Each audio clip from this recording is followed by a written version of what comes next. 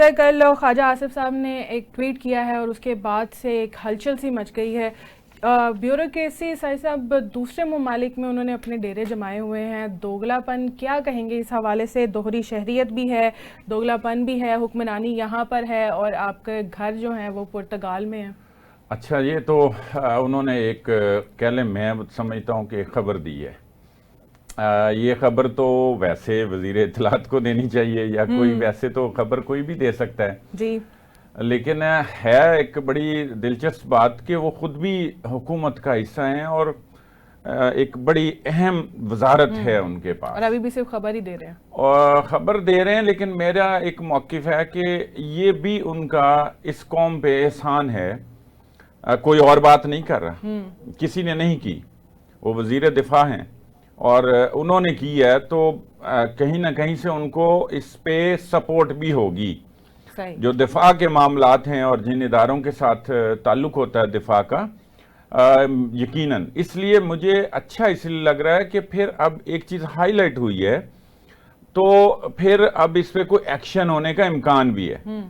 तो मैं इसको इस तनाजुर में देखता हूं कि बेशक जब से उन्होंने ये बात की है तो उनके खिलाफ बातें हो रही हैं कि आप तो हुकूमत में रहे, आप माजी में 6 दफा वजीर रह चुके हैं, तो ये क्या आप कर रहे हैं, एक्शन क्यों नहीं लेते?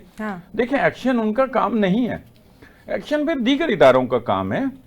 अलग अलग डिपार्टमेंट्स हैं, अलग अलग वजारतें हैं और हमारे इन्वेस्टिगेशन के इदारे भी हैं, उसमें शामिल हैं, वफाकी भी, सूबाई भी, हर एक के अलग अलग डोमेन है। तो उनको काम अब करना चाहिए।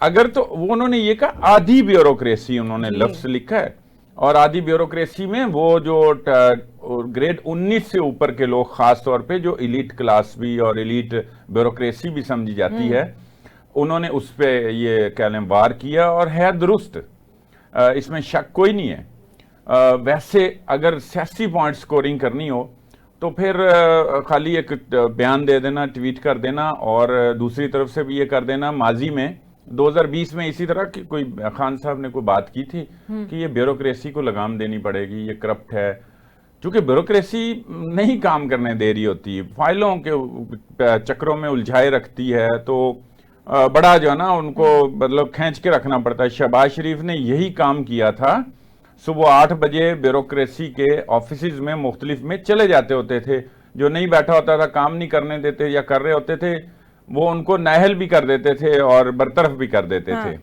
तो जब 2020 की बात अगर करूं तो यही ख्वाजा साहब का मेरी एक नज़र में इनका एक ट्वीट नज़र आया, तो उस वक्त इन्होंने कहा कि अपनी नाअहली और जो भी करप्शन है वो आप ब्यूरोक्रेसी के खाते में ना डालें, ये मलबा उन पे ना डालें। अच्छा, तो अब अगर उन्होंने ये कहा है, उन्होंने अपने ट्वीट में एक और बात भी की है कि बुज़दार का एक करीब तरीन ब्यूरोक्रेट 4 अरब बेटियों की शादी पर सिर्फ सलामी वसूल कर चुका है और आराम से रिटायरमेंट की जिंदगी गुजार है। अब सर साहब, अब ये जो सलामी का सिस्टम उन्होंने बोला है, क्या इसका भी कोई हिसाब किताब रखने के लिए कोई अदारे हैं, कोई मौजूद हैं अदारे इस तरह? अच्छा, ये एक पॉइंट आउट की बात उन्होंने कि कोई ब्यूरोक्रेट अगर ऐसा हो सेक्रेटरी लेवल का, तो जब उनको ये इस तरह के तहफ़ दिए जाएंगे, तो हमारे कल्चर में इस तरह है नहीं कि अरबों रुपए की इस्लामी इकट्ठी हो जाए। इसका मतलब होता है वो उनका, देखिए कल्चर तो ये ठीक नहीं है, मतलब ये है कि भाई ये रिश्वत होती है, ये जायज सी रिश्वत है कि अगर अरबों रुपए एक सलामी की मद में इनकम हो गई है और जनाब सलामी इकट्ठी हो गई है, तो इसको भी सोचना चाहिए। ये मुहज़्ज़ब ममालिक में ऐसा नहीं होता।